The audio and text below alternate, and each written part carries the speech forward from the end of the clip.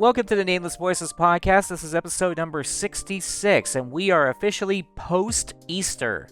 My name's Nanashi. I'll be your host for the evening, and I apologize in advance for whatever the show's going to be, especially this one because we got some new stuff that we're testing out for the show today.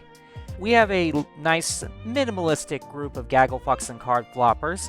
Going down the list alphabetically, we have AI Ignister. I am currently eating a sandwich, so don't expect much out of me. Share. We have Connor Lockhart. It is a curious paradox that it is called the Hunger Games, because after these last 6 weeks, we have been fed so much. So we have Hungry Skyfox. Hello. I survived a natural disaster and plummeted in 5 days of darkness. And I'm still alive. Congratulations. We have Reborn. In 1 week, we go past triple tuning. The world might explode. I guess we'll have to wait and see. And we have Yosh. Mouse PI for Hire got a 6 for too much killing. This world needs to stop. Wait, what? Yeah, I was actually going to cover that when we got to the video game section. There's a lot to talk about there. I have words. Yeah, I'm sure we all have a few words we'd like to share, but we'll get to that in a minute. First things first, you might have noticed that there has been some small differences to the way we've got the visuals set up, and that is because Alice, my wife, has been tirelessly coding and programming something for the sake of this podcast and the other projects I'm doing on my YouTube channel. See, we are all sick to death of Discord's bullshit. I think we can all agree to that, yeah? More or less. We got Discord censorship. We got being kicked out of the call randomly. Yeah. So, Alice knows that I use a reactive image system called Fujitech, which uses reactive PNG images to represent when we talk, so we don't have to show our faces, because I respect people's privacy. But, because it's integrally tied to Discord, that means we had to use Discord to use the Fujis. Alice, the genius that she is, came up with a system that not only gives us reactive PNG images, it also gives us a private VoIP call system all wrapped up into one free-to-use webpage. And this is going to be the test. And so far, there doesn't appear to be any issues with the system. Now, Tim Brick was going to join us, but unfortunately, his system is glitching out, and we did check. It's not just this program, it's Discord too. So it's clearly an issue with his system, and as much as we'd love to have him on, we understand he's having technical difficulties, and I hope he gets it fixed, because he deserves to be here just as much as the rest of us. Oh, speaking of which, it looks like he just popped back in, and we still cannot hear him. It's going to be one of those days. Now, in addition to this, I should of course mention that this stream and my channel are sponsored by Bear Claw's Realms of Fantasy, a hand-drawn coloring book based on medieval and D&D themed art available for $20 on Amazon. And we appreciate you at least making the attempt, Tim. I really do thank you for that. Hopefully we'll catch you in the next one, and hopefully whatever it is that's messing with you gets fixed. Now, aside from the technical difficulties that he is having, how is everybody doing this month? That's a very loaded question. I'm sure it is. Roll a D20, see like what happens. Yeah, that sounds about what I expected. That's about what I expected. Okay, so let's go ahead and just deep dive into these articles and get through them, because we are backlogged by an extra 2 weeks due to my work schedule, and we got a lot to get through. So first off, quite a few people of note passed away. Let's just shotgun through these. First off is Matt Clark at 89. He was an actor for Back to the Future, which I grew up with those movies, so this actually hurts a lot. That punched me in the feelings. I'm sorry, who is it they played? Matt Clark was Chester the bartender. Not necessarily the most, high-end role, but he was featured in the movie, and he was at least a little important to the plot, Still, rest in peace to him. Yes, absolutely. A character more people might recognize, though, is Bruno Salomone at 56. He was the voice of Syndrome from The Incredibles. Oh No, wait, really? Sucked up by the jet turbine. Yep. The way I flinched when you read that. We also have Yoshihisa Kishimoto at 64, who was the creator of the franchise Double Dragon. That one hurts because they literally just released, if I remember correctly, a new one recently. Yeah, that definitely hurts. Let's see. Jock Blaney, who was the voice of Wolf and Bill in Star Fox 64. That one, I don't even play Star Fox that much, but that one physically hurt. Well, the last one hurts me the most because this is a man who should never have died. Chuck Norris, at 86, finally passed away. Well, to be fair, You're Chuck right, Norris he didn't. die. He basically opened up the portal to the underworld and decided to go in himself. Chuck Norris didn't Yeah, die. well, He was just just unlock done New Game playing Plus. Life Me too, Simulator. Yeah, like on the day that we need him most, he will reincarnate and deliver a flying kick alongside Segata Sanshiro in Hongo Takeshi. That death battle rematch about to get real. Yes. Oh no. Look, I already said it, but he didn't die. He just unlocked New Game Plus is all. Yeah. He gets reincarnated. Chuck Norris, you will be missed. Yeah. He is all that is man. He really is. So, we got a few interesting articles to go through here on In Real Life News. I'm not really sure where to start because a lot of this just sounds like bullshit. Let's get through the most annoying one first. We all know who Johnny Somali is. I don't think I need to go over the extreme, excruciating details of what he did and what happened and whatnot, but... Literally, I only know him of the controversies. Yeah, that's because it's the only thing worth You and me noting both. about him. I'm not going to get into it because it would take me way too long, but he is officially going to a labor prison. He will be labeled as an offender, he will not be allowed to have a phone, and he will not be allowed to be employed for any business regarding children for 5 years. He got off a little light, I'm gonna be honest. He probably could have gotten a lot worse, but the shit that came from this man. Ugh. It's funnier because when you get arrested in Korea, you don't get your money back, if I remember correctly. So he's got to find work there to get back to wherever he lives, America or I forget where. And if he can't work anywhere with children, it's South Korea, if I remember correctly, right? I think so, yeah.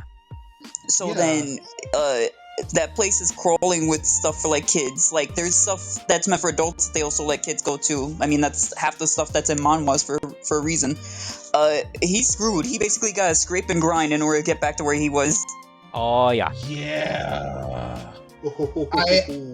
I call this divine karma.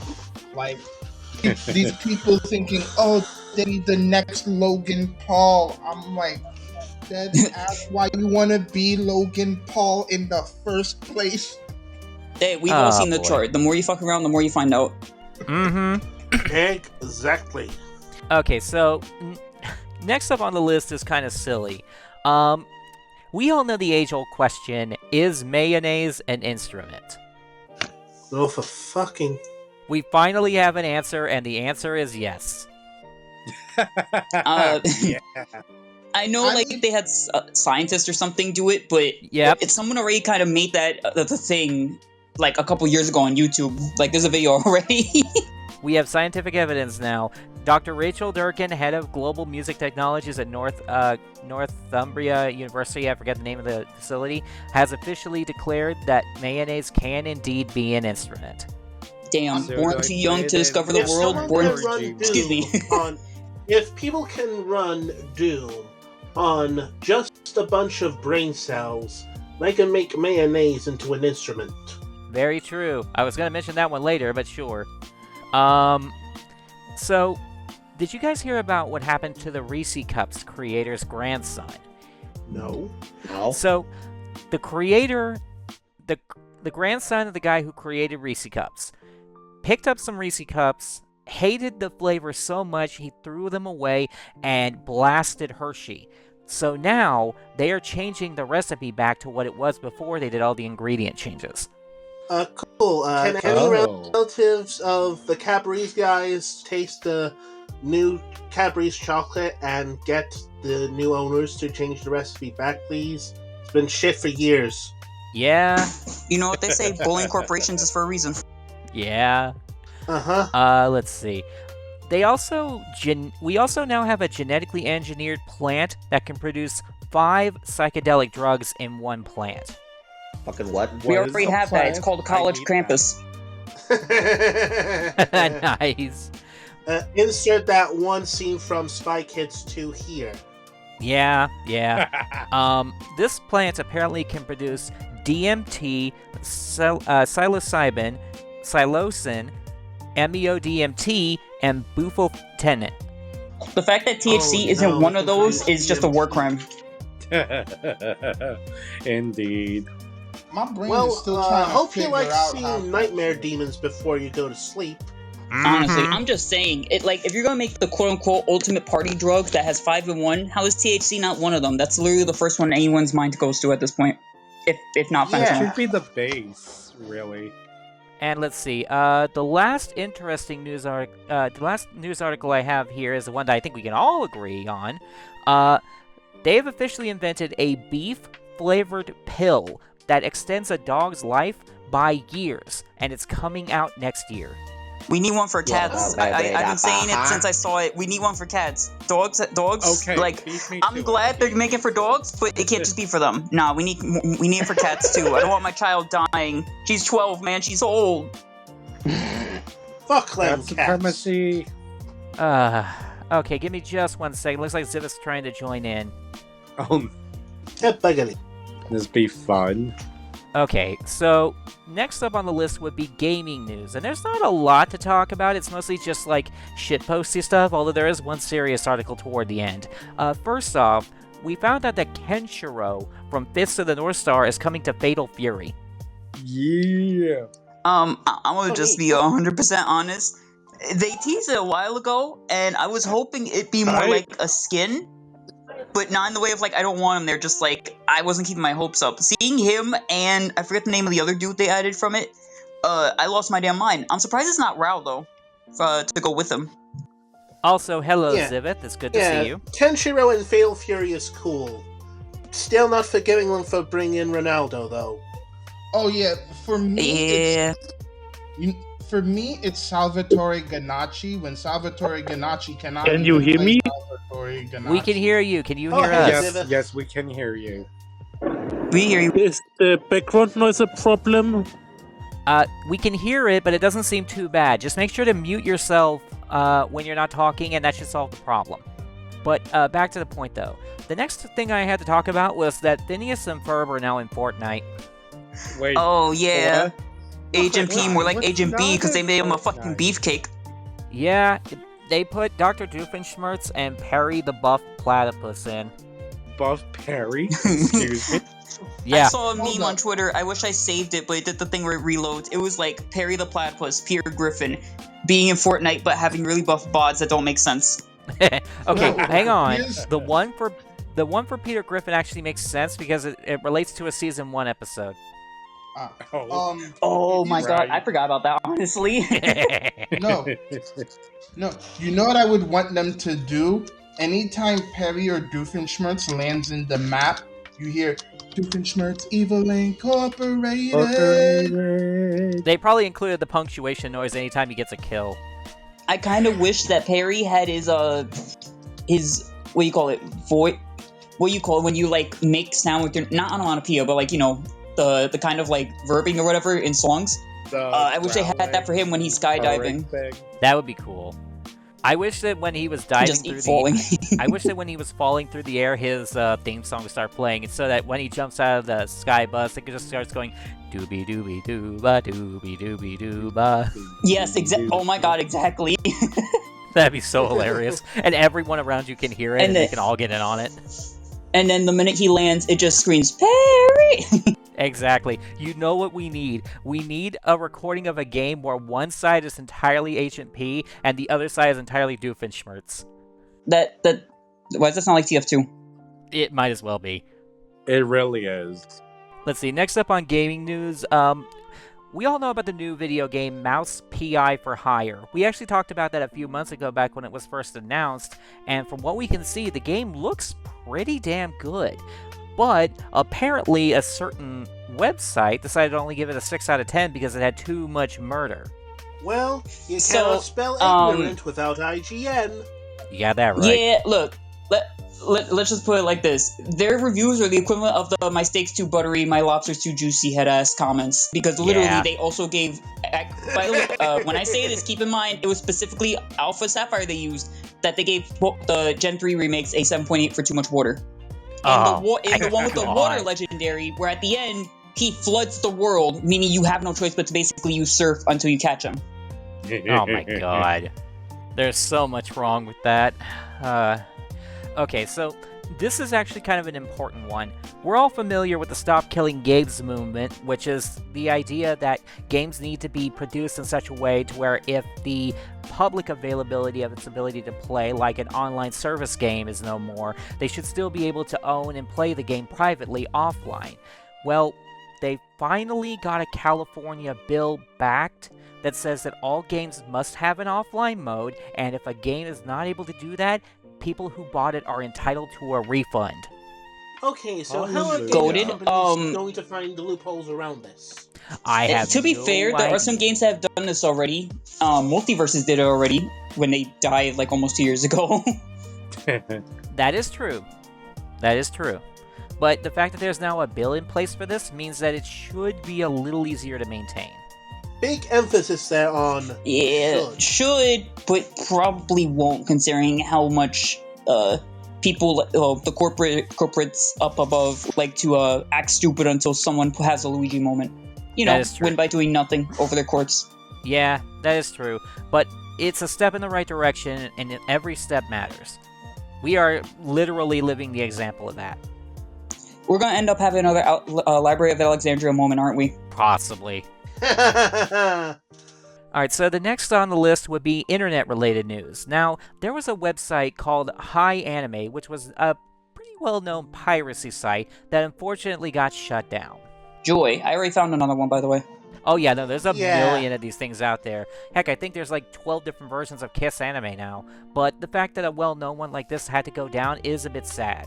Obviously, we don't advocate for piracy, unless it's really funny, but the fact is that it deserved to exist. Correction, unless it's really funny, or the corporation doing it is actively going out of their way to not give the service and being aggressive about it. Nintendo. Thank you for correcting me on that, actually. Netflix. Nice. Alright, so let's see. We all heard about the news for Crunchyroll. They got sued for sharing their watch pattern data. Oh. For those of you listening, sharing, not getting leaked, sharing. So they are being sued for being at least somewhat transparent? Apparently, the way that they were doing it was considered illicit in some regard. I don't have all the details in front of me, but apparently it was enough to create a legitimate lawsuit off. On top of that, they also got hacked later via an outsourcing partner in India. So, sharing may not be caring in this case. Damn, I didn't know Dawson's arms were that long. Let's see. Then there's the fact that Meta is shutting down their VR metaverse in June. Oh, hit no, the death of anyway. PNG. Pretty much. Yeah, I don't think anyone really cares. It's, I don't think anyone ever used and it. nothing of value was lost. I mean, Anyways, moving on. yeah. There was a company called Cox Communications that was sued for music being illegally downloaded using their service. They're called what? Yeah, Cox Communications. I know exactly what you're referring to. But here's the thing. Penis! Oh, Yeah. He said it, not me. Yeah, I know. We are very mature human beings. Oh, yeah, obviously. People on the internet can totally be trusted to be mature about topics like this. Look, if yeah, I wasn't mean, gonna talk say about it, furry butt doesn't mean immaturity. someone else would. But the Supreme Court immediately shut down their case and said that these people are not liable for any of this, which is good. It means that the individuals responsible yeah, it's good. are supposed to be responsible. We don't need Big Papa Internet Service Provider telling us what we can and cannot do. It's up to the individual to handle that shit. damn, it's almost like parenting is up to the parents. That's fucking crazy. Thank you. Facts. I know. What's Alright. next? Can you tell how annoyed I am at the fact that that became a topic to begin with? That parents are like, oh, I'll parent them however I want, even if it's not through my parenting. Like, okay, then don't be a fucking parent. Like, you can tell it's a real hot button for me. I can tell. I think we can all agree that that's a hot button topic that deserves a little bit more attention than it gets. Amen. Let's see, what's next? Oh yeah, did you guys see what happened on the Walt Disney Twitter account? No. No, tell me, please. Okay, It was okay. funny. It's regarding the Lilo and Stitch 2 live-action movie announcement. They put out there that Ohana means family, and they got community noted, saying, quote... Oh, yeah, I now remember. Damn, it was so good that Connor just turned into a robot. Yeah, saying, quote... Pretty much. There is no Ohana. Lilo was given up to the state, contradicting the whole message of the original movie. When the Twitter I community remember. hits you with the ratio, you have to pay attention. Damn, they got hit with the facts and logics, a true combo. It's stuff that makes me wonder, do Disney even watch their own movies anymore? Probably not. No, they they do don't. not. Someone has gone on record saying they don't watch it, they just do what they do because they want the money. Yeah, Yeah, and then you have the One Piece live action which does everything right. yeah. Like, take an example of One Piece, Yeah. everyone. Oh, yeah, But yeah, I'm just saying, it's the same company that localized Studio Ghibli movies, and it was to the point where they changed one so bad, Miyazaki had to send a sword in the mail telling them no cuts. yeah. Okay, so we got a few things to talk about when it comes to AI, and pretty much all of it's kind of shitty, but there are a few good ones in here. So, we all know and love Courage the Cowardly Dog. Yeah. I know where this I is felt a going. very big sense of dread hearing that after you said something bad about AI. I know where this is going, and I hate it. The creator of the show I'm tried to make a scared. crypto coin using AI art. Oh, I Yeah. forgot about that. Mhm. Yeah, he handled it well, I'll be honest. Well, I'll let you say it. He did handle it pretty well, but he very quickly backtracked and undid basically everything he was trying to do. Look, at the end of the day, we don't care if you want to make a cryptocurrency. Literally anyone can make one if you're willing to put enough dosh behind it. But the fact that you used AI-generated art was the biggest mistake you could have made in this endeavor. Hell, my wife could make her Yeah. own coin tomorrow, and I know just about everybody here would be willing to throw a buck or two at it. It's not hard. Yeah.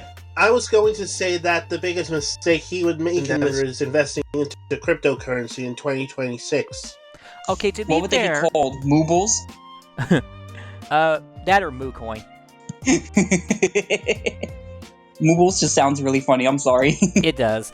But as it happens, my wife's actually actively keeping an eye on our cryptocurrency nest egg. We go through Monero, which is probably the most secure cryptocurrency, if not one of, that we could possibly get our hands on. But we're not going to get into that because I don't want to give away our trade secrets on our nest egg.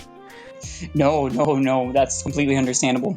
So, we all know the company Niantic, who is responsible for mobile games like Pokemon Go and Ingress and the like. Apparently, they just sold their augmented reality AR maps to an AI and GPS company.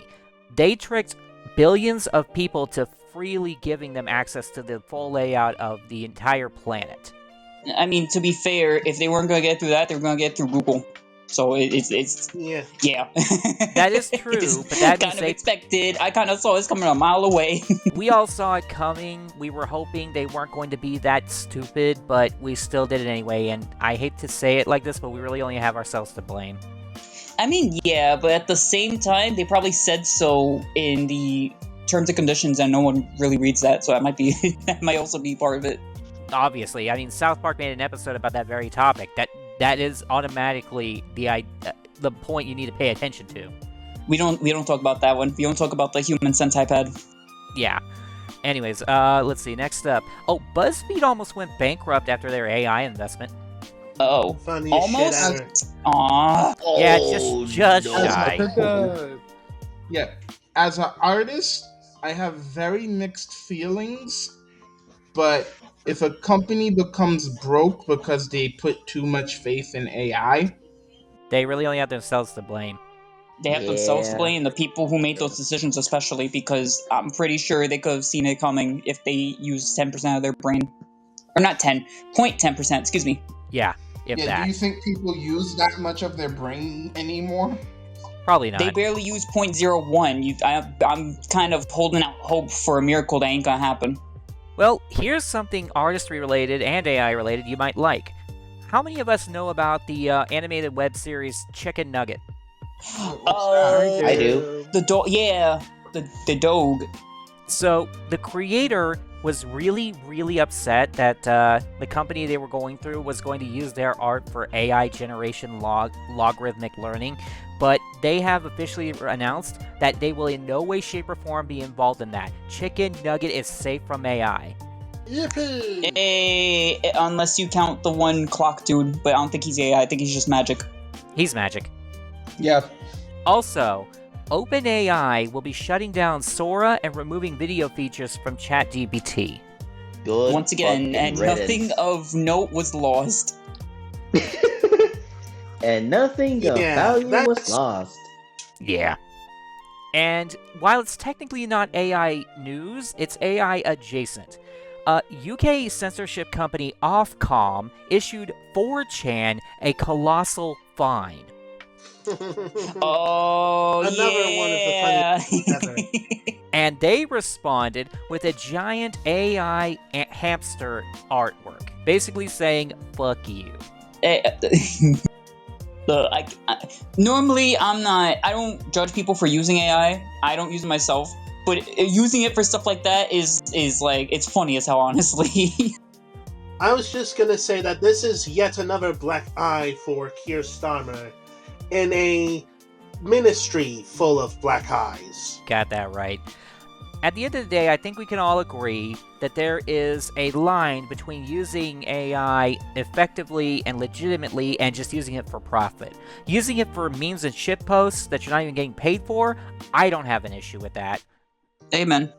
Alright, so there's also a lot of movies and media announcements that were made. First off, The Amazing Digital Circus Episode 8, absolutely fucking fantastic. Uh-huh. Yeah. Oh, it was beautiful. I will be honest. I have like 3 different Yeah. versions of running the show on my MP3 right now. Nice. It's that good. I'm a sucker for big band music, especially with KTVA. His voice is beautiful. And they also announced that Episode 9, which is going to be the series finale, is going to be releasing publicly to theaters across the planet and on the internet in June. And they have already sold out so many millions of tickets for this. Already bought mine. Nice. Oh, damn. I'm probably just going to watch it from home, but if you watch it I in the don't theater, I'm think sure it's going to be they're amazing. releasing it in the... Okay, they are. Ooh, Yeah. thank God. Yeah, they're going to be releasing it on the internet like 2 weeks after they air it on theaters. Oh, that reminds me. About that, they got into some quote unquote hot water because the fan base is so spoiled that they were upset people were gonna go watch it 2 weeks early because it sold out so fast, which I get. But at the same time, they were also calling them like hypocrites and stuff because they said they will always release online, which they are. But this is to push indie development to be more mainstream because at this point, it's kind of looked down on the same way anime was before. Yeah. Yeah, just look at Iron Lung. This is why nobody respects Exactly. indie I was industries. like, or Bloodborne. Yeah, we'll get to that in a sec. On the subject of good movies being released, though, there was going to be a live-action CGI crossover Robin Hood remake movie that unfortunately got canceled. Of course, because they know the furries will be the ones to buy the tickets, and they would not hold back if it was bad. Yeah, but on the subject of furries, though, how about that Super Mario Galaxy movie? I would Fox, say my boy, my fun to baby, watch, he's so cute, and I love him. all I'm gonna say about the movie is that I had fun watching the movie, but it is ultimately pretty hollow. Yeah, well... It is literally the definition of a kid's It movie. really was. Yeah, I mean, they're not all going to be winners. And the first one did well, so the second one wasn't going to do as well. If they make a third one, though, I think we'll all agree, preemptively, it'll probably be the better out of the 3. Yeah. The third Anyway, movie's always the buy a best. Hawk for Daisy. Yeah. Let's see. Oh, speaking of animated movies, there was going to be an Avatar: The Last Airbender animated movie, but it got leaked and then subsequently canceled. Motherfucker. Yeah. Oops, poor Paramount, Oh. the poor $1 million company. How dare you bully them? Yeah, just be careful about how you email things. Yeah. Oh, come on, let's be Yeah. honest. There's no way they emailed it to him like that. He was talking out of his ass when he said that. Can you imagine the look on Jacksepticeye's face when he got the email about being wanted to do the R-rated Bloodborne movie? I genuinely think he shat his pants when he read it. It's like, genuinely. Yeah. I did once read a comment that, in order to adapt Bloodborne, there had to be someone who had an intrinsic hatred for the British. Well, I mean, Yeah, he's yeah. Irish, so yeah. yeah, I guess that makes sense when you sit down and think about it. Also, did anyone see the Street Fighter movie trailer? Dude, Nope. I No, did no, not his know how style bad I haircut is needed Roman Reigns as so Akuma. I fucking lost goofy. my mind seeing that. Gotta admit, the lineup is pretty damn good. 50 Cent's Balrog, I was a little iffy on, but seeing him in the trailer, I was like, okay, you know what? They chose right. I'm gonna shut my mouth. They did it. They did it. Although, before we move on, there is one thing I have an issue with. Not in a way of like, I think they chose the wrong person, just they could have given him a muscle suit or something. Bison's a little small. He's supposed to be as bulky as like a little under Zangief, basically. Like, he's on par with him, but not as much. Well, But he's kind of skinny. That's technically not entirely true. Have you ever seen the original Street Fighter live-action movie? Of course. Oh my god. That guy was as lanky as it gets. Yeah! I love that movie. I love Bison in that movie because hearing that he was doing all that while he had, if I remember correctly, stomach cancer, and he was still trying to do it to make his family happy and the fans. Like, honestly, that put it up there for me just for that alone. That Yeah. guy was lanky as shit, and he Raul still made the Julia role did work. a good job, and I don't doubt David Dastmalchian is going to do a good job. I think we can all No, agree he'll do that a this good is job. movie I just worth wish he was a waiting little for. buffer. Yeah, I think we can Yeah. all agree he could be a Yeah, little buffer, definitely. but like, I think we're gonna be okay. This is one of those few movies I have hope in. No, Hey, it would be better than the Mortal Kombat movie because from what I've seen, people were saying it looks kind of like ass. Yeah. No, what they had with Cody Rhodes being Guile, I'm like, and them being very faithful, but kind of forgetting to be a movie at the same time. Nobody Like, this bats is a the most thousand. This is Cody Rhodes in silly wigs and movies. Who Yeah. knows? This is the most First the Naked Gun reboot and now this. He needed to have the flat top. If he didn't have the flat top, we were riot because Yeah. he didn't have it in the first one. Although Cammy is in her alpha outfit when she was a doll for Bison. I don't see an issue with that. Do you see an issue with that? Do you see an issue with more cheeks? I don't. I don't think anybody has an issue with more cheeks. Okay, so there is one more thing I want to talk about real quick before we actually get into the segments, and I think it's something that very few people have heard about. Who here knows the story of OG Afro Man? Oh, Afro I remember I put Man. this. Yup. I remember what you're The same actually dude going who to made Because I talk Got High. about. Okay, so I'm going to tell the story for those who don't know. This was a guy who got his house raided by the cops on a false tip. They broke his home, they stole $5,000 and a bunch of his food, held his kids at gunpoint, you know, all this stupid bullshit we hate the police for. He made a call-out video about it and got most of the money back. Then he made music videos about each of these cops using his own in-house footage from his own in-house camera system. The cops sued him for these videos for literally, and I wish there was a better way to phrase it, emotional damage. But he won the case and then made a music video about it. This man is bona fide American. Wait, it gets so much better. So after he won the case, no, wait. As he won the case, meaning the verdict wasn't in yet. He made that very last song, like saying everything about them because he knew he was going to win anyway. But it's not only that. Also, cops normally are allowed to be videotaped because they're service members of the public. It kind of comes with the job. So they could be recorded outside, let alone coming into someone's home and saying they can't do that. You already know it was gonna be nothing but clownery. Oh, of course. Emotional damage. Thank you. I mean, Afro Man. I mean, if his incident from like 20 odd years ago is anything to go by, he is not the type of person to take any shit. No. Yeah, the police went to the 10th level of the fuck around chart, so I went up in the 10th level find out part. Yeah. Alright, well that was all the generic news I had to talk about. Now, since Ziv is actually here, I was wondering, is there anything interesting that might be happening right now regarding wrestling that you can think of? Oh yes, so I will try the best how I can where I am right now, but tonight is actually WrestleMania night 1, so there's a lot to talk about wrestling-wise, but I can't fit it all here, so I will just talk about WrestleMania a bit. Sure. The most exciting matches for me are actually Jacob Fatu vs. Drew McIntyre, which will be an unsanctioned match. Then Beefy boys, bashing beef. Then we get Oba Femi vs. Brock Lesnar, where I hope that Oba just destroys Brock, as it should be. Then we have the main event tonight between Randy Orton and Cody Rhodes, where I really, really, really hope that Randy Orton wins. And then we have the main event of night 2, which is also exciting, between CM Punk and Roman Reigns. And here's something interesting. Roman Reigns just dropped last night. If he loses against CM Punk, then he quits wrestling. Then he says he is done, he has done his job, he's out of the wrestling world if he loses. Damn, And it's like the watching someone is- fight a mirror.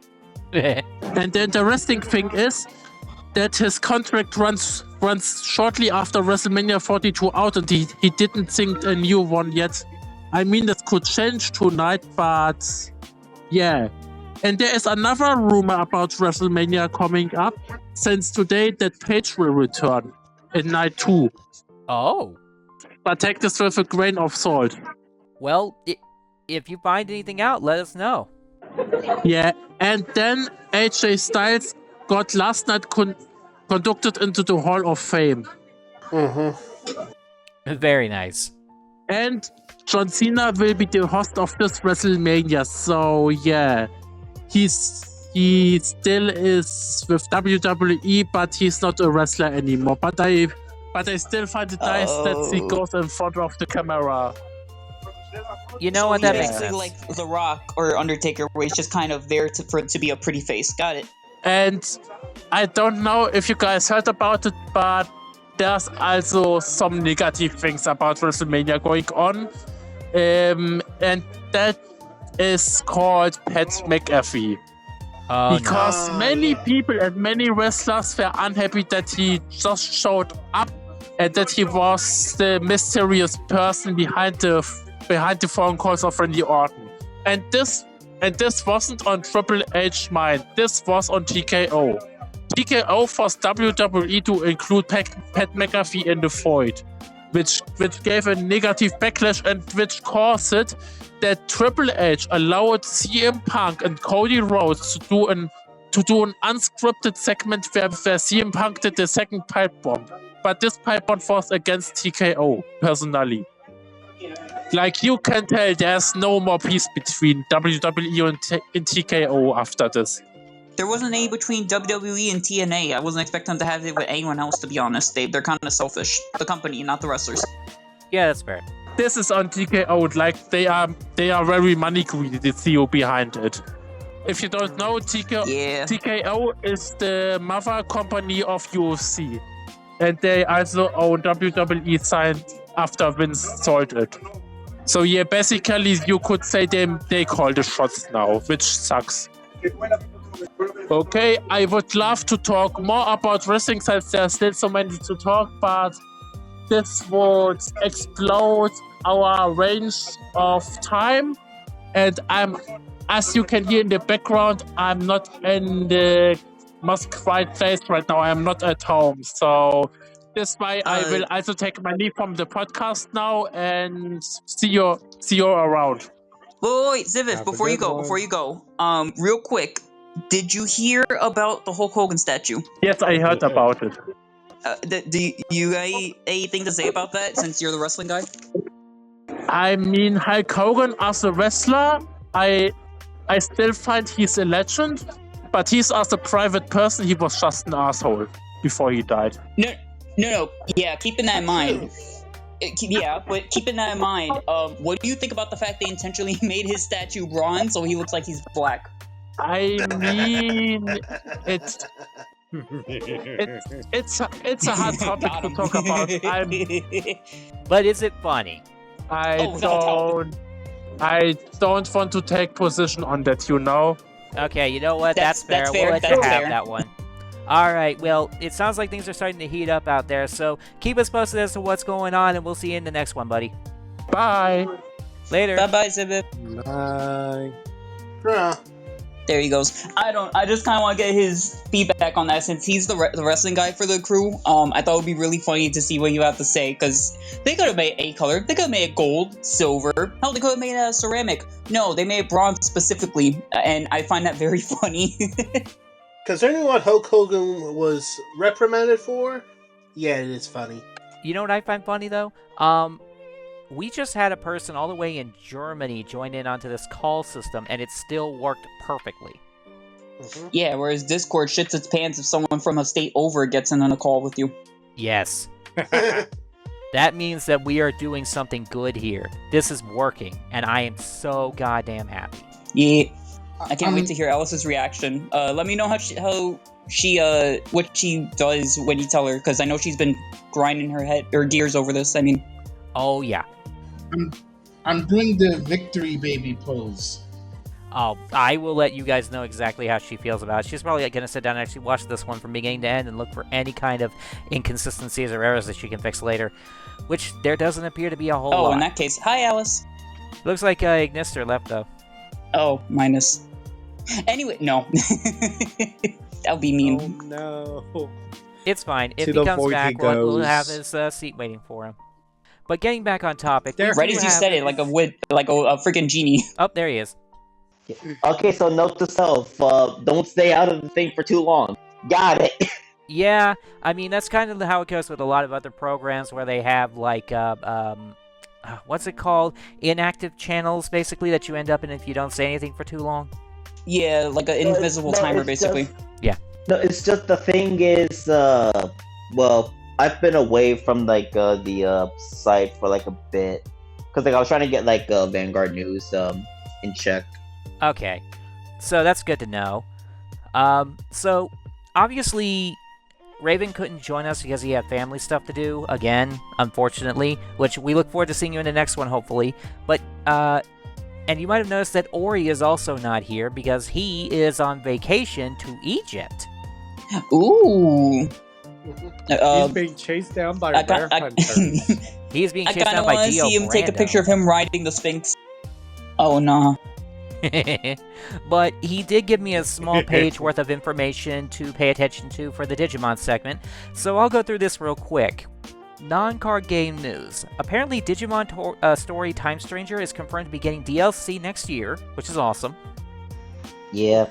The Digimon Liberator webcomic and novel ended on March 26th, which possibly hints at the story continuing with Digimon Elysion, but that has not been confirmed. Yeah, we're still waiting on like more Elysion news, which Bandai, please give us a release date. And they did announce a new mobile game, Digimon Up. It's basically VPets Oh. on your mobile device. Okay, that makes sense. I hear Digimon Up, and I'm just thinking it's another Pokemon Go. Yeah, maybe. No, it's more akin to like a Digimon VPet. Okay, so it's a Tamagotchi. It's a Oh, Tamagotchi. Tamagotchis. Yeah. You said the Yeah, same that time. Yeah, that would have been a better example. Yeah.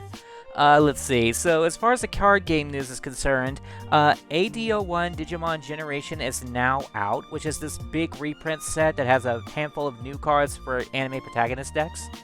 Basically, yeah. Nice. They made my boy viable. Nice. We got some new card reveals for BT25, EX12, and the Beat Break and Data Squad starter decks. I will say, two of the Digimon in the Beat Break starter deck are like spoiler related. Yeah. So probably for the sake of the fact that we don't want to Technically spoil three. anything, we probably shouldn't say too much. Yep. There was also a teaser image for what to expect in EX13 Chivalrous 13, including Kentorosmon, Omnimon, Merciful Mode, and King Edamon. Yeah. And they got a new ban list. Oh yeah, the ban list. I'm so mad about the ban list. Yeah, it went into effect about 2 weeks ago. They restricted BT23 Shakumon to 1 per deck, Yeah. Yes. It's a hit for hoodie decks. as well as BT3 Malomyotismon. That one I am so mad about. I wrote that card at 3 copies, and the next thing you know, when it arrived in the mail, it got limited. I am so mad. The funny thing La, is, it doesn't and I do stress much. this enough. Mao.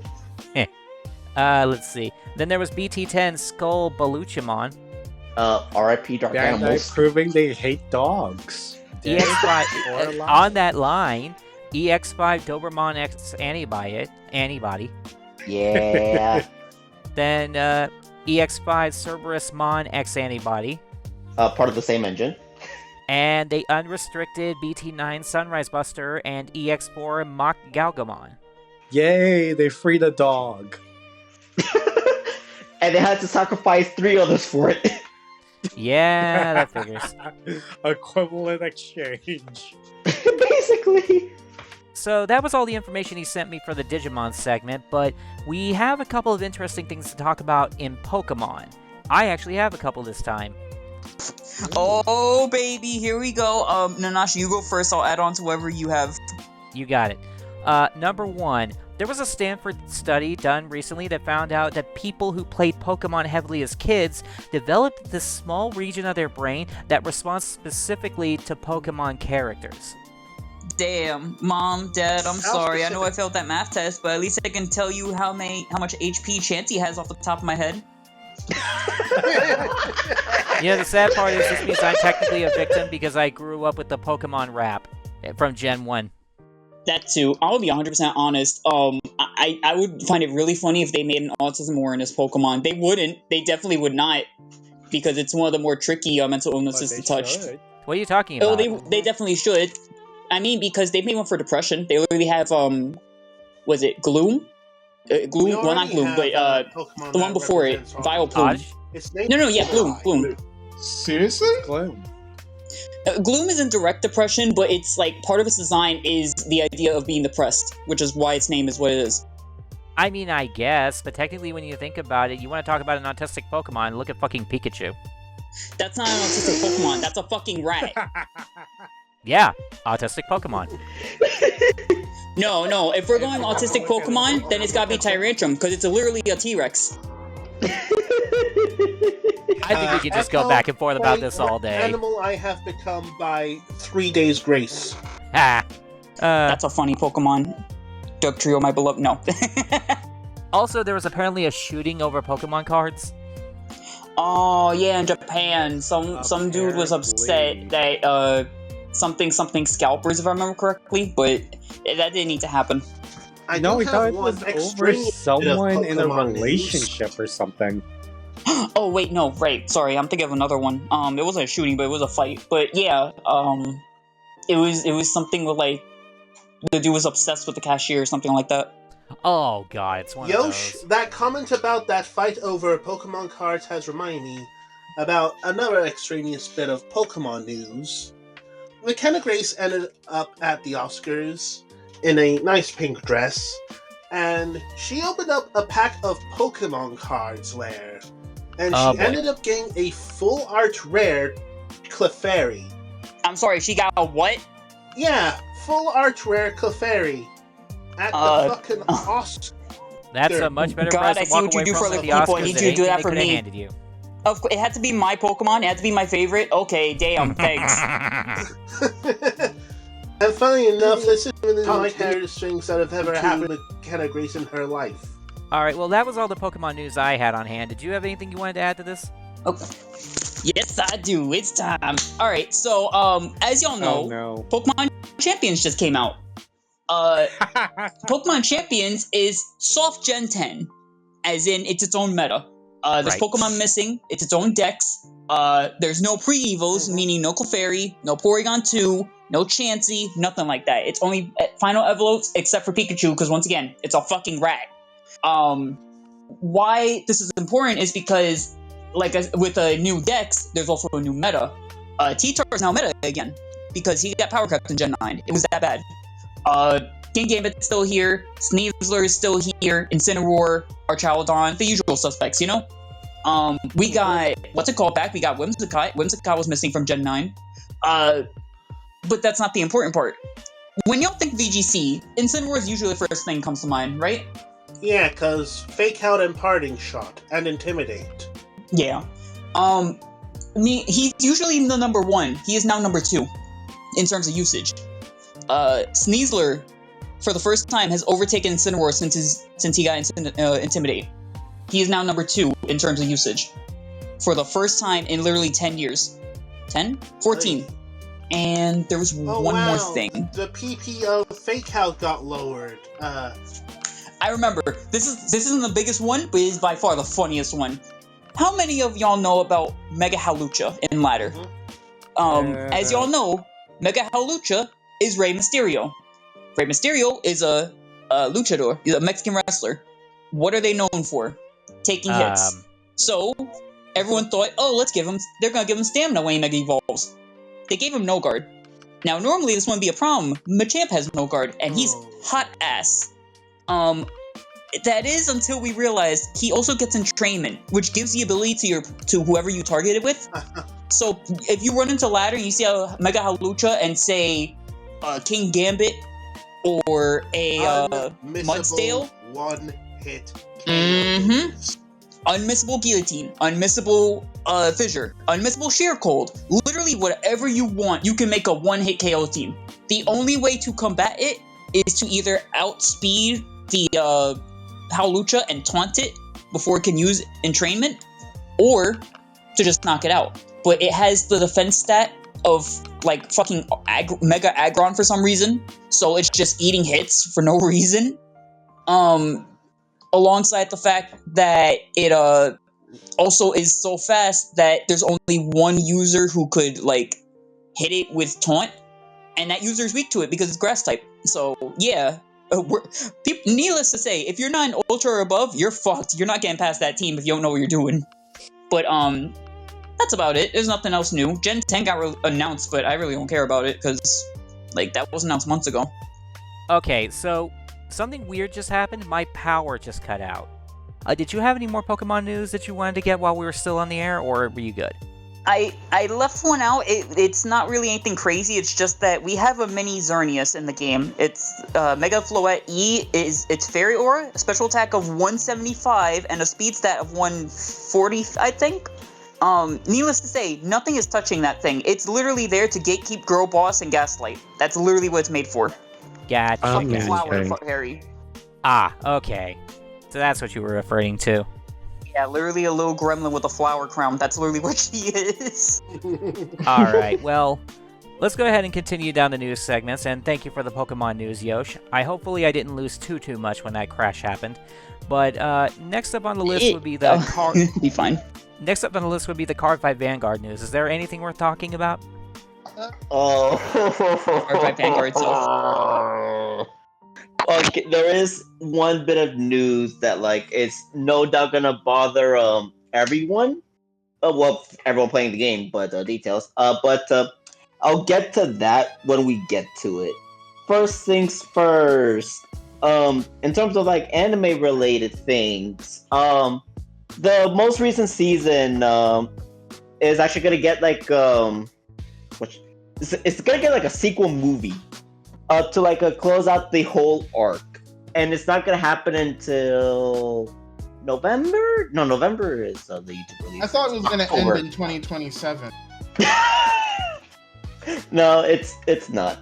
So we're gonna be getting the theatrical release in October, and then the following month that movie is gonna be split into like 3 different episodes and then uploaded on YouTube, I believe.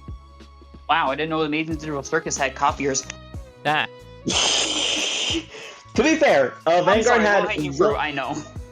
Yeah, I mean, to be fair, there was another movie like prior to this, like years ago, but we're not here to talk. We're to talk about like past movies. In terms of like a card game related things, we got the Yakuza Like a Dragon collab cards. Oh boy. I'm sorry. What? You are the man. Yeah, Yakuza Like a Dragon. We got collab cards for that. It's gonna be coming in. That's right. And DZBT 14 Envoy of the Crimson Moon. I don't know if we're gonna get that in this set in the States. What the fuck sort of Yu-Gi-Oh monster name is that? What the fuck kind of monster is Kazuya Kiryu? That's gotta be a title. I'm sorry. That's gotta be a title. Where'd that come from, damn it? I heard the goat's name being said. Like, anyways, if we don't get the cards in the States in DZBT 14, then chances are we're most likely gonna get it in a later set, like we did with Bravern. We got some of the.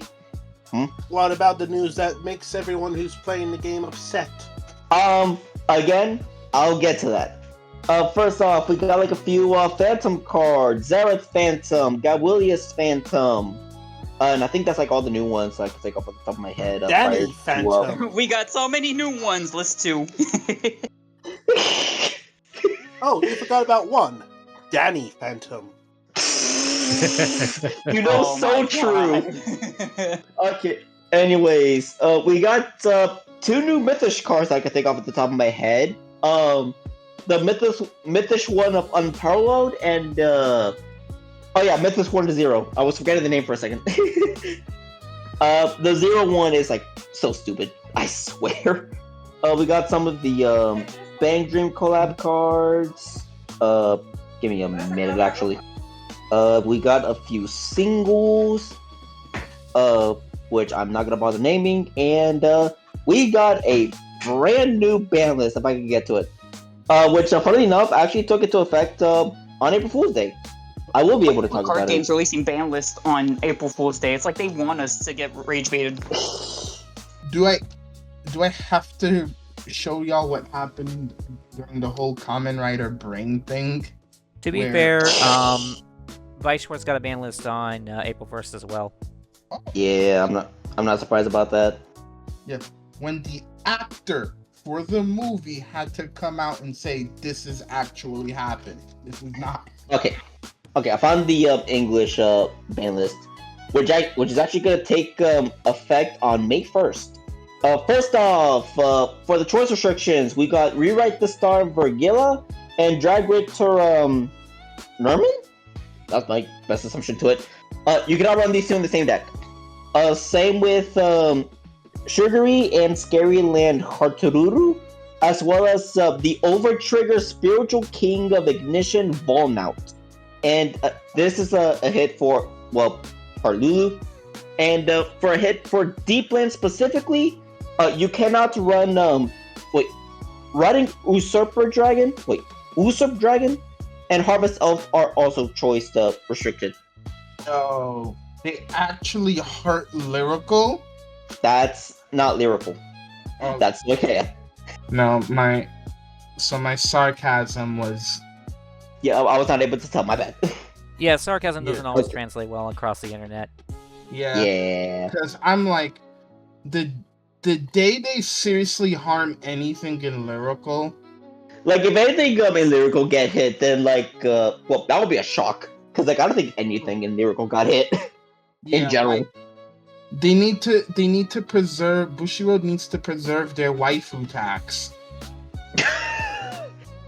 Okay, anyways, moving on to the restricted to 1, which is only 1. Magic of Colored Flame. Rattling? That's my best assumption to it. I'm assuming this is a hit for Minerva. I'm not familiar with Minerva, but like I know it's like really good. And restricted to 2. Like they didn't hit regular enough already, they restricted the rewrite form to 2. Yeah. As well as summon Crow Mage Corval. This is what happens when you make a tier 0 deck in a structure deck. And now we have cards that are just straight up banned.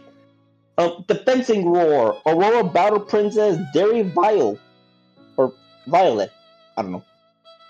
Bustling Bleachers, Knight of Excision, Dio Ruining, Magic of Cycling Wind, Terrorist, Hymn Brimming Witch Mercy, Strange Food Preparation, and Flowering Sweet Shop. I cannot English today, apparently. Whenever I Englished. There is actually another ban list for the premium format, which is surprising. So we have Dark Irregulars clan card Deep Gelidus being restricted, and Variant Hardleg being choice restriction. I don't know. Wait, hold on. I don't know, man. We also have a Sleeve Tugging Bell restricted to 1, and Esteemed Deity of Abundant Waters Ishikishima going from 0 to 1, as well as Dreaming Dragon going from 0 to 1, and Turmoil Starvader Zinc going from 0 to 2, which is interesting. Let me double check to see if there's anything card related wise that piques my interest specifically. Oh yeah, we got new support for Nirvana. Like she didn't get support last year. Which cool. New ride line, new overdress Virena, which admittedly is like kind of mid, but eh. And oh yeah, we also got an Inuzuma collab coming up, which is something I never thought I'd see, but it's something to fill in the gap. We are going to be getting a new anime, but it's going to be another reboot coming later next year. Another one. New format, new world, like everything. And then we got the big one. The thing that needs to be addressing. Special Series 11 Master Deck Set Hikari Miyodo. There has been images going around of misprints. The two that I have seen has I don't know if I can find actually no, I'll do this one. It has Anachronos Dragon being the wrong grade. It's a grade 3, and then it got misprinted to a grade 2. And Avarice Wrestler Dragon has its shield and power values swapped. And yesterday I found out that Avarice Wrestler Dragon isn't the only one that suffers from this problem. It's also Instant Asunder Colossus that suffers the same fate. And it's like so bad that the official fucking commercial showcases these misprints. It baffles me. I can't even speak. I saw that Bushiroad got on their knees and put out a public apology. Yeah, they literally put out a public statement earlier today. I fail to see the issue with that. It's funny because Cardfight Vanguard, the card game, got a fair amount of hype, mainly because it was released during the infamous 2012 format of Yu-Gi-Oh! And by the looks of things, they're blowing it. No, here's the thing. This is like the first time Yu-Gi-Oh! Or that I've seen Vanguard. This is like the first time like I've seen like misprints happen in Vanguard, and like for this to happen, it like baffles me. And the funny part is, there was another deck set released alongside it, and it's perfectly fine. Like, Why this one specifically? Why did you check this one thoroughly? Like, oh my god, man. Fair warning, same company that made Gold Paladins a starter deck, but then proceeded to give no support to it for like years after doing so. Also, now you guys know how I feel when I had to wait 6 years for Narukami in V. I had to wait till V was over for the blood, and then it got short printed. Brother, 6 years? Try like, what was it? However long it took for Toons. Yeah, Okay. I can't argue with that against Toon players. After that, I'm done. All right. Oh. All right. Well, was there anything else worth mentioning, Reborn, Vanguard wise, or did he pretty much hit all the nuts? Oh yeah, we're getting the darkness, the Charlie Murphy icon with Ren. Oh yeah, I forgot about that. Yeah, Blaster Dark and Peanut Butter Dragon are going to become icon cards. We're gonna get a full. Let's pray to God that Bushiroad has half a mind and doesn't say, "Hey, we're gonna throw Phantom Blaster Diablo and traumatize everyone over the age of 24." I mean, we should first pray that they have half a brain to begin with. I doubt it. Like, I'm just saying. like we're probably just going to see Bushiroad one day just make an icon for Phantom Blaster Diablo, and everyone who played Diablo in 2009 is just jumping out of their windows because we have to do another Diablo format. Of course. Okay, for those that don't understand, Diablo format was basically our Zodiac format. Gotcha. Okay, I'm up to speed now. At least you only have a Mystic Mind format. Yeah. Well, Vanguard's one of those games that can't have that, really. Yeah, but it's still one of those things that make me shudder to this day. Also, Bushiroad, get some sense and give me my dang Metalborgs. Never. I will go down to Bushiroad HQ and be like, yo, where my Metalborgs at? Yo, where my Eradicators at? Yeah, for Metaborgs, you're probably not gonna get that when Dimension Police exists. Yeah, like if Kote can rip off his chest and say Dayusha.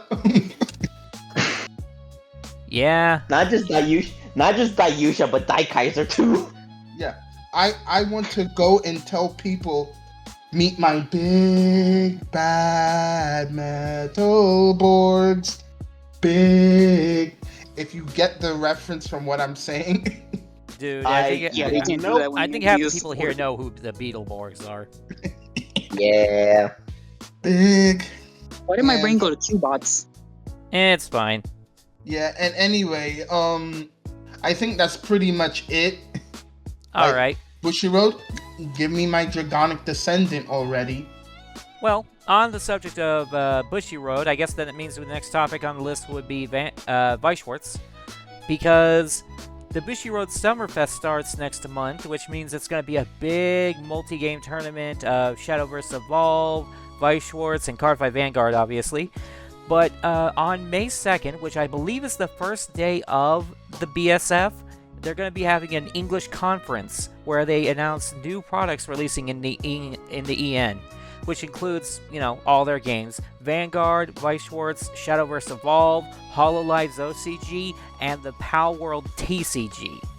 So, other than that, there was the ban list that got announced on April 1st and doesn't go into effect until May 1st, but I actually made a video about that, so I don't really feel like repeating myself. That was a good one. I missed your ban list videos because you haven't done one in a while. Well, to be fair, the last ban list didn't even happen. The ban list before this one was literally nothing. No changes were made during that ban list. Yu-Gi-Oh moment. Yeah, Konami as usual. Yeah, but As far as the new products, though, they did finally release Fairy Tail 100 Year Quest and Oshinoko Volume 2, so that's cool. Right? Good. But that means we can finally move into the Yu-Gi-Oh! News. Oh, We got a lot to go through, and we're going to have to speedrun some of this. First up, Genesis format is going to Japan. Awesome. Logan Paul is getting into Yu-Gi-Oh! Because he planned to open a first edition LOB box on stream. Yeah, didn't that's work. like... It did That was not about- work. Yeah, I was about to say, that's like the worst TCG to like potentially get scalpers to. Yeah, I know. Everyone has brought this up, but the main reason why Paul's scam won't work in Yu-Gi-Oh! Like it did in Pokemon is that Pokemon has basically devolved into a game of collecting stuff, while Yu-Gi-Oh! Is meant to be played. So with all the shit-ass cards he keeps on drawing through the sets, well, that's just basically burnt money. Realistically, Oh, basically. Yu-Gi-Oh! Is complicated in that regard. It's not technically all about the collecting, it's about the playing. We play the game more than Pokemon collects the game.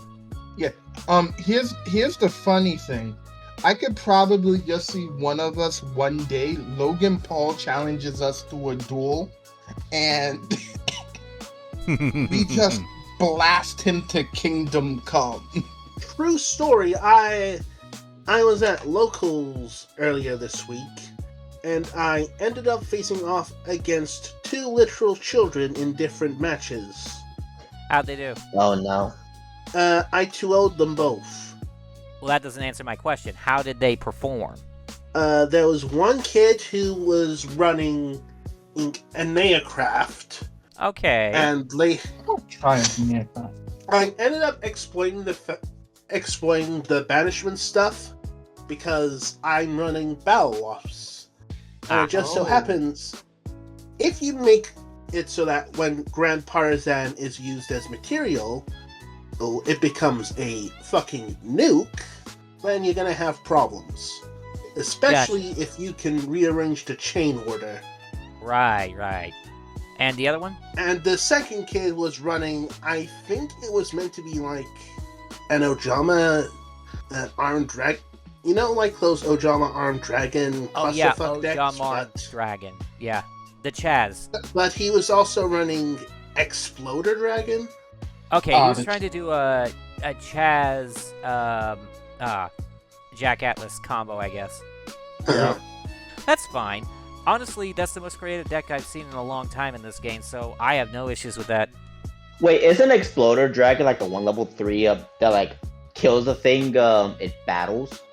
Yeah, I want to say that was a Jack Atlas card, but I might be wrong. No, that's No, not. That's a Zane card. Yeah, you're thinking of Exploder Dragon Winged. Yeah, my mistake.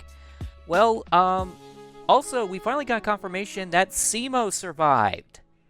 Yay! Good for him. Good for him. Now let's go ahead and crack through this Master Duel news, because there's not a lot to go through. New ban list went into effect 2 weeks ago. They limited Cupsy Yummy, Dracotail Lucius, Mitsurugi Prayers, Staker Soul, Rahu Dragotail, Solemn Judgment, Strike, and Warning. No bans. No bans. They semi-limited Treasures of the Kings, though.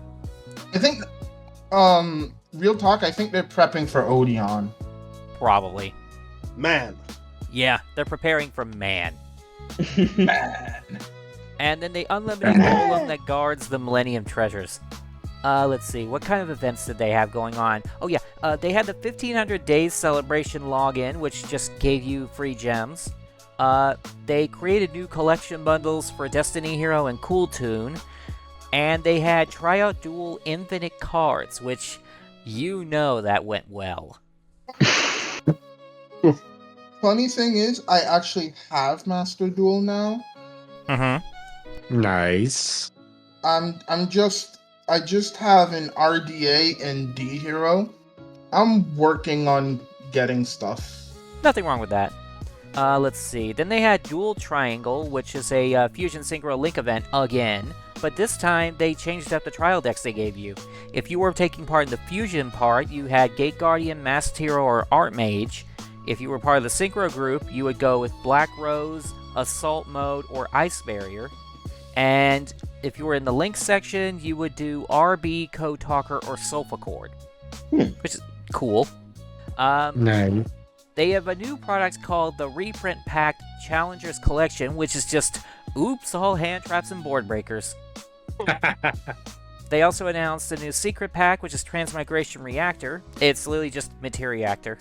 They had Selection Pack Generation of Bravery, which is Hero and Magnet Warrior, because of the new support, I believe. And Selection Pack The Frenzy Tuning, which is all about Cool Tune, RB, and Rose Dragon, which lines up perfectly with the aforementioned Duel Triangle. And now that we got that out of the way, we can start getting to this new Yu-Gi-Oh! TCG OCG news. And there's a lot to go through. First off, OCG got a brand new ban list. They banned Branded Expulsion. Fucking finally. They limited to 1. Vanquished Soul, Holly Sue, Drollin Lockbird, Malice March Hare, Songen Kaiman, Secret Village of the Spellcasters, Mitsurugi Prayers, Rahu Dracotail, Dimensional Barrier, and Harpy's Featherstorm. Damn. And then they semi-limited Diabel Star, Zodiac Ratpier, Sprite Blue, Tier Limit Rhino Heart, Totally Awesome, Metamorphosis, and Trickstar Reincarnation. And then they unlimited Red Eyes Dark Dragoon and Sprite Starter. See, that is how you do a ban list. Neat. This is a shake-up list. This is the kind of list I wish we had. It took a bunch of the mainly played cards off the market or restricted them to a borderline unplayable status, but still left the decks at large in play. They even made an adjustment to Zodiac Ratpier. That card should never be higher than 1 in my opinion. Honestly, with the way that Zodiacs currently are, and I think the fact that they've basically been power crept, in all honesty, they should at least have Ratpier be a 2. I would agree if it wasn't for the fact that, Ryzeal exists. yeah, like Then I'm just like- ban the Ryzeal cards. I'm like, the concept of Zodiac becoming any stronger than they should be terrifies me down to my loins. But I could understand the option of putting Ratpier to 2, but Yeah. Ryzeal still exists. Yeah, I'm sorry. I don't want to give the world the opportunity to create Ryzu. Yeah, that's why I said ban the Ryzeal cards. Yeah, but you're going to have to ban like half the deck just to make that fair. Yeah, But, new products. The Limit Over Collection released a slew of new singles. We got Lightning Crash, the Thunder-type search spell, the Dark Tuner's Technical Archetype finally exists, new Hyper Rank Up Magic Ultimate Force, which is just another jerk-off card for Utopia decks, Perfectron Hydra Drive Dragon, which is a hard-to-kill Link 5 that only needs 1 or more Link monsters as material. That's hilarious to me. Well, I mean, to be fair, it is like the first of its kind, technically. Technically, I say unless technically. I mean, if you include Zelantis in the mix, then eh. Here's the thing. If you include its anime appearance, it was the first. Okay, you know what? Fair. If you don't, then yeah, Zelantis is first. Fair enough. The new Triple Boral launch spell is awesome. well, I was like, holy shit, this card is good. The new Dark Rebellion card is awesome. Then you got that Galaxy S Photon Change Dragon. Then you got Red Nova Dragon Burning Soul, which I know you're excited about. Yes, it's basically our not very perfect out to Nibiru, because you still need red. You still had to have Synchro Summon Red Dragon Archfiend, but you can Phantom Synchro Summon him. Which is awesome. It's a gimmick that Shiranui had, and they never really did anything with it, and I'm kind of upset about it. Yeah, I feel like if there was an archetype that should have Phantom Synchro Summon, it's Blackwings and it's Shiranui. Yeah. They also released Revolution Cyber Dragon, which is cool, and the Flute of Guiding Dragon, which is awesome. Funny enough, I wouldn't use it in Blue Eyes. You can't search it. I'd use it in Odd Eyes. Now we get to the biggest chunk of news, which is the Chaos Origins reveals. Holy shit. First off, new archetype, Blitzclick. 5 monsters, 3 spells, and 2 traps. Their entire gimmick is summoning exclusively from the hand. I have a bet going with my wife right now that their boss monster is going to be a ritual. Why do you think? Well, the entire gimmick is about summoning from the hand, and what special summoning gimmick exclusively operates from the hand 99% of the time? Ritual summoning. Hey, well, that's without taking the rest into consideration, but details. You get my point. Yeah, I get the point. They also gave us a new Sacred Beast Retrain archetype, which has 5 monsters, a fusion, 3 spells, and 2 traps. From what I can see, they don't really work with the original Sacred Beasts very well. They just kind of work independently, like they were supposed to work all the time ago. But, it kind of feels like a slap in the face. Yes, Well, to be fair, they're more summoned to work like Kagamaru's Sacred Beast rather than Yabel. I guess Yeah. that's true. I can't argue that, but still, it feels kind of bad that they don't really work together. But the new Phantom Knight support, though, is amazing. 2 new monsters, a rank 3, a spell, and 2 traps. That stuff is insane. Yes. I feel like Phantom Knights are going to be a thing again, but new Dark Rebellion. Turn Maybe. into Ophion. Maybe. The new Power Patron support looks good. They got a Synchro, a Link 2, 2 spells, and 2 traps. One thing I'm definitely going to say, after this set, after Chaos Origins, but before Chaos Origins, pick up your Ophion. Yeah. I think my wife still has hers because she used to play Evil Swarm as a deck. Yeah, like pick up your Ophions and pick up the Crystal Beast. I mean the Sacred Beast structure as well as your Ophions. Yeah. Because on God, I can tell you that shit's gonna skyrocket. Oh, yeah. As well as the new Invoked support, which has 3 new monsters, 4 new fusions, 2 new spells, and 2 new traps. The deck is actually, somewhat playable now. Oh, and then let's not forget the new Melfi support. That shit is insane. A monster, a fusion, a rank 2, a new spell, and a new trap. That spell is stupid. Yeah, like it says summon all the stuff from your hand, but end your turn. No, it says you can search up to 4 Melfi monsters from your deck to your hand, and then you immediately end your turn. That's if it does it say activate at the start of main phase 1? Because if it The only restriction it has is that you can only summon Melfi monsters during the turn you play it. Okay, that's kind of terrifying because you're just gonna summon a bunch of stuff, play, go to end phase. As long as the only things you summon are Melfi monsters, of course. That's the stipulation. It's not for the rest of the turn, it's the turn.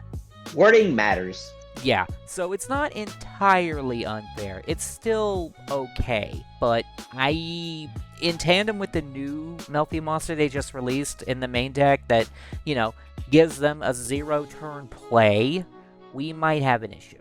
Although, we don't have the same issue with the S-Force support, where they got a new monster, a new Link 2, a new Link 3, a spell, a trap. I don't think anyone really cares. Well, I mean, there's someone in another server I'm in that cares. I'm sure there's someone out there that... Okay, there probably is someone out there that cares, but, the majority of people really don't, because S-Force kind of just fell on its face. Like, they care too much about columns. Yeah, I mean, what is... Mech Knights did it better. Yeah, everything they do, Mech Knights just did better. Mm-hmm. Am I not wrong? I'm pretty sure they came out after McKnights. They did. That's the worst part. Let's see. Then there's the new singular supports. Spiritual Power Recovery Potion, which is just a Charmer spell. Then there's Grey Layer, which I am so upset about because it's supposed to be Gradius and BES support, and it only supports the bridge bill. It does not support the individual Gradius ships. That's upsetting to me. Fetch. Anyway, Yeah. And there's the new Oh My Trap Hole, which destroys a monster that just activated its effect on the field and all the cards surrounding it. my opponent, AoE. when they end up triggering my Waking the Dragons. Oh man, that's funny. Let's see. Then there's the new single cards. You got, let's see. Zena no Suinagi Hime, which is a Link 5 that Foolish Burial's a card. Woo. Yeah, I'm like, you're a Link 5 with 0 attack, and all you do is curious. Oh, you know what it is? It's Hydra Drive fodder. I was going to bring up the Perfectron Hydro Drive, but I kept myself quiet. Yeah, that's basically the whole reason it exists. It's Hydra Drive fodder. That's all it is. Yeah, like, ugh. Then you got Astrolasma Urania, which is a generic Thunder Boss, I guess. It's cool. Hold on, And can I say yet something not a about- single insect monster. Can I say something about Perfectron real quick? Sure. Sure. For some reason, I thought it still maintained its 0 attack stat line. Until I looked at the actual card and saw that it's like 5,000. Yeah, Like no. what? Because like in the anime, it has 0 attack, and then gets like 5 Hydro Drive counters, I think, and then gets 1,000 attack per counter.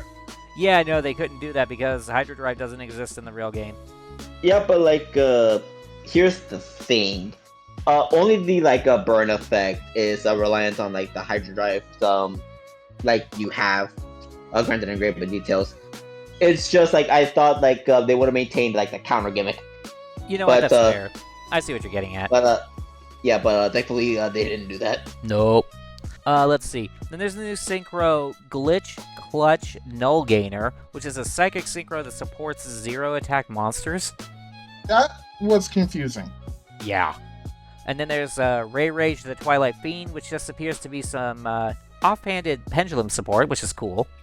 For the 0 attack point to supporter, if it was a rush dual card, I would understand that. But as it is now, now. Yeah, it is a little awkward. Oh, we finally got a floodgate that's actually kind of fun. Lane restriction. It Oh, requires I you to saw- play in the leftmost zones of your board every single time you make a move. It's so stupid. It's basically just the greatest middle finger to Elven notes. Yeah. They're like, oh, you want to play? Guess what? Fuck you. Mm-hmm. Because they need to put their cards in the center area. Yeah. Absolutely. It's hilarious. Yes. And I cannot stress this enough, fucked. Yes. Then there's Protective Stone Guardianscaping, which is a continuous trap that supports continuous traps, Odeon support. basically. Then there's Plasma Blast, which is a spell that can search or recover rocks or thunders based on whose turn it is and whether or not the opponent has a monster. Then you got Magical King of the Swamp, which is just yet another retrain. What a thunk. Oh, it's...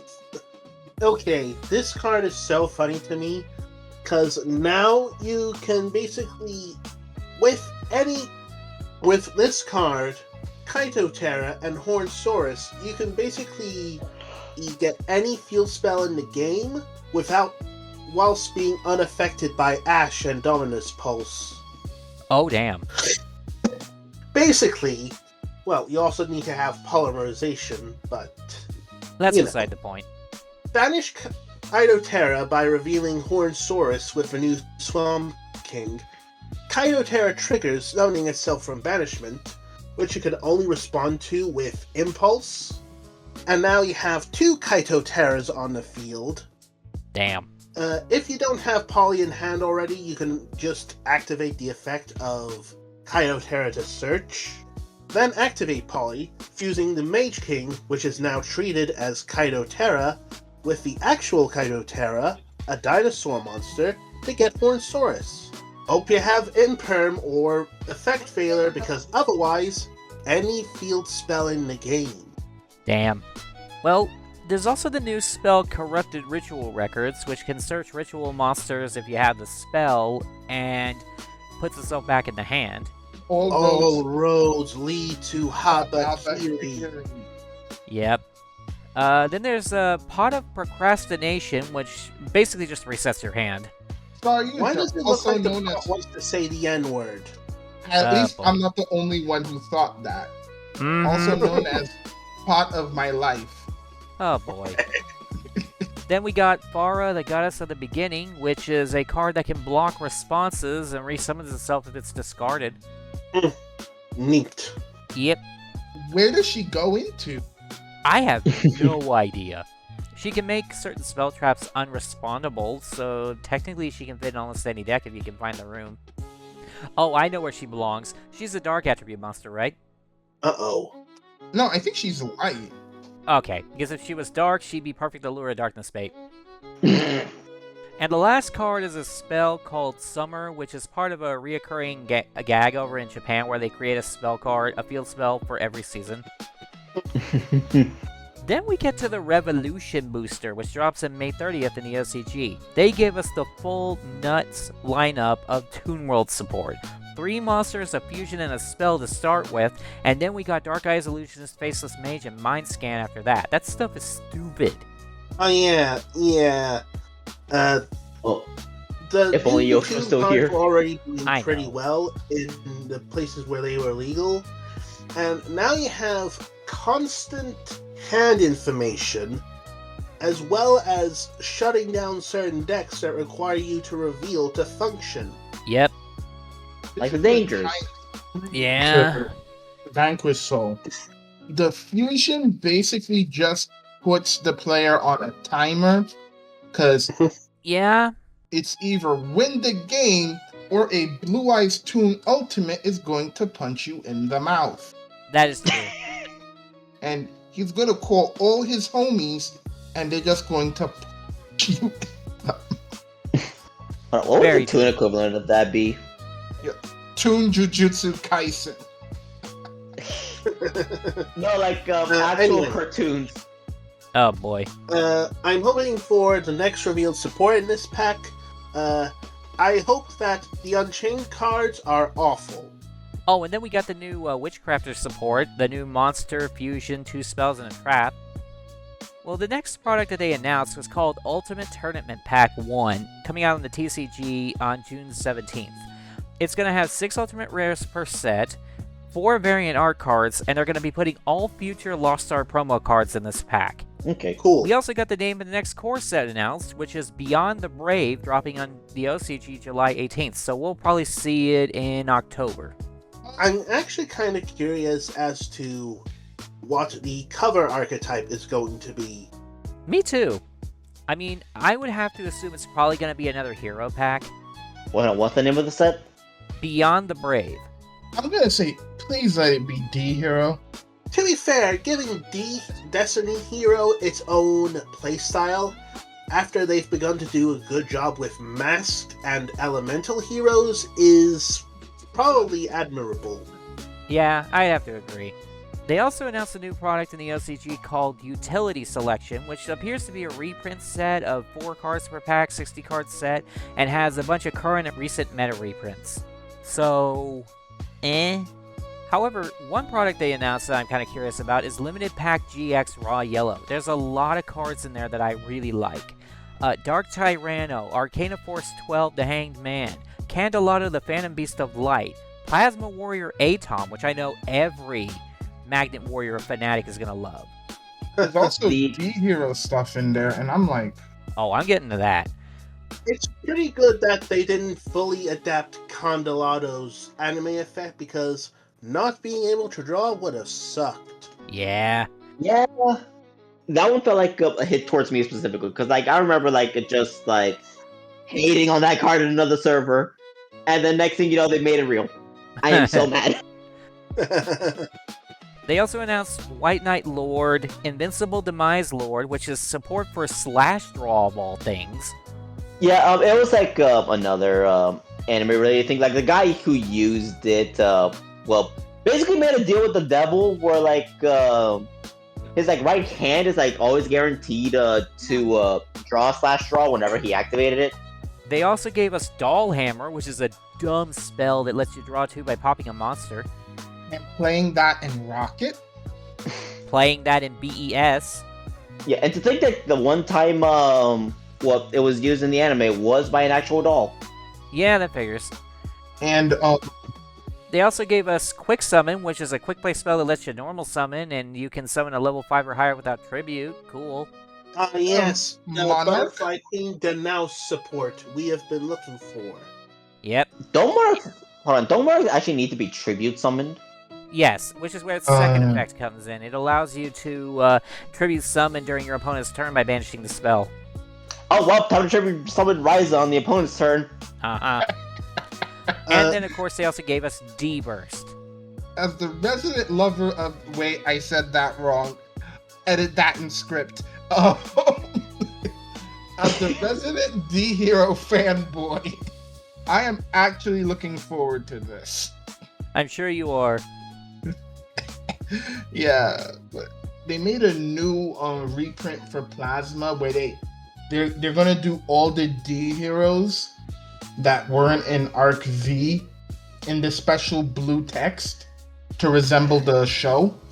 Well, the last thing I got on the list to talk about is the new V-Jump promos.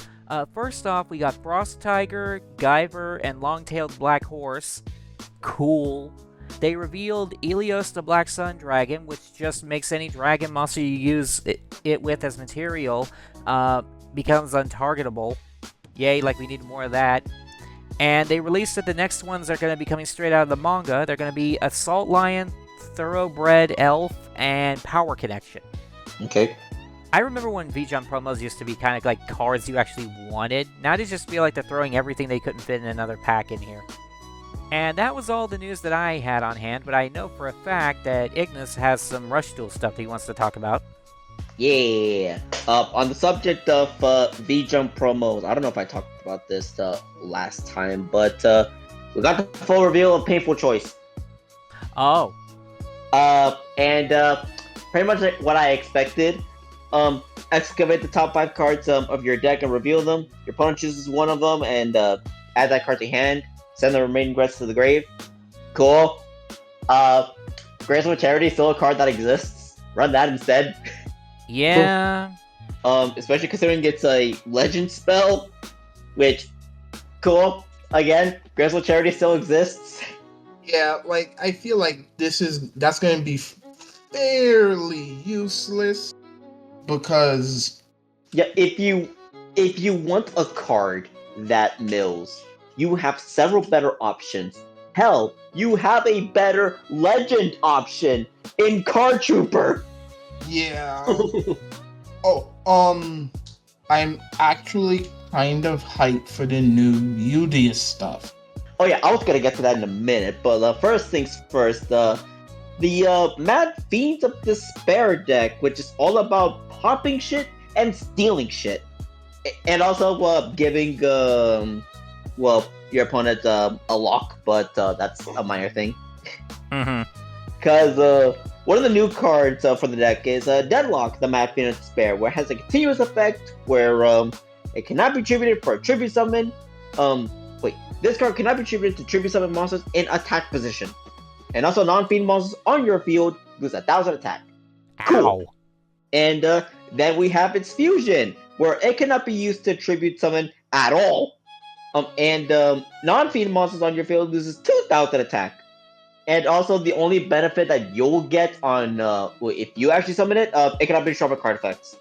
I don't know if I talked about the first half of the deck, but basically in terms of like the deck itself, there is no like fusion spell per se.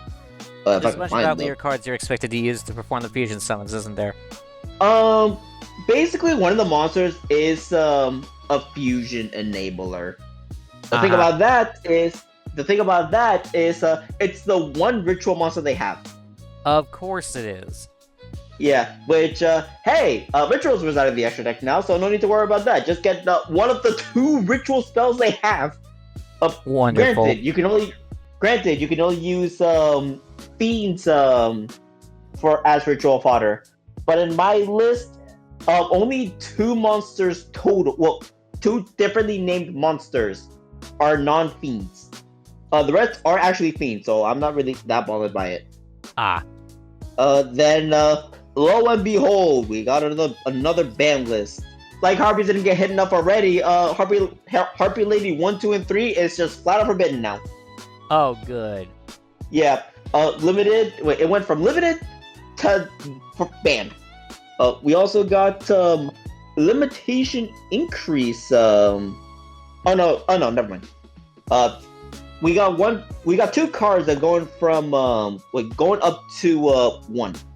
That being Triumph of the Monarchs and Necromaid Resize. Triumph of the Monarchs is basically their draw 2 spell, which helps enable their things. Necromaid Resize, I believe, is a ritual spell. We got 2 newly semi-limited cards. No, just 1 rather.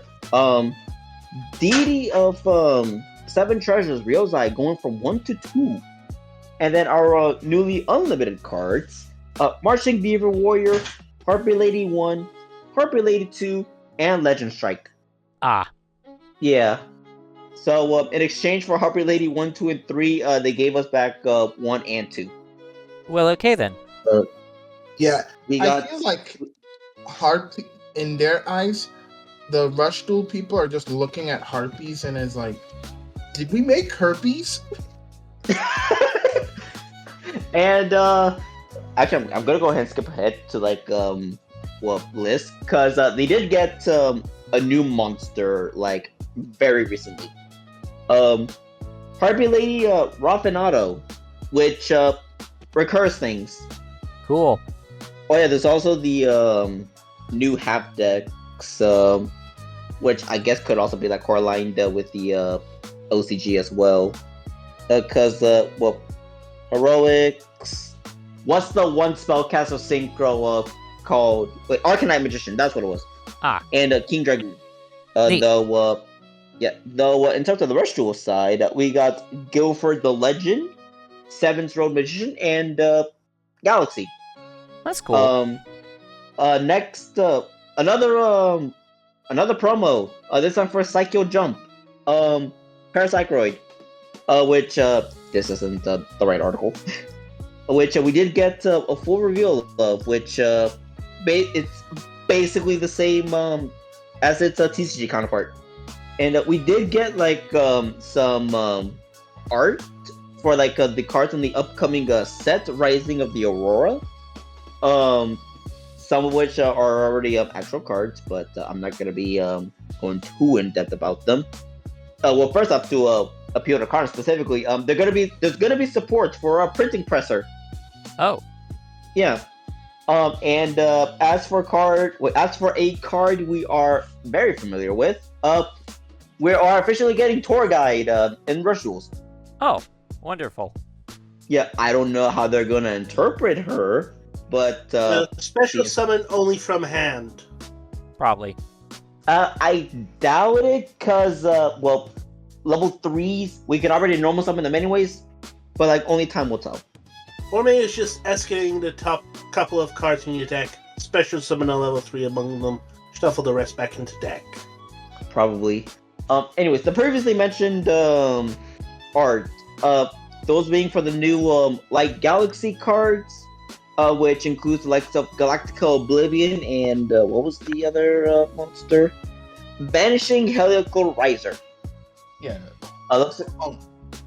We also got new Rising Heroes and a new deck, Clad Dragondom, which is all about using big ass dragons. And it was a Parapsychroid.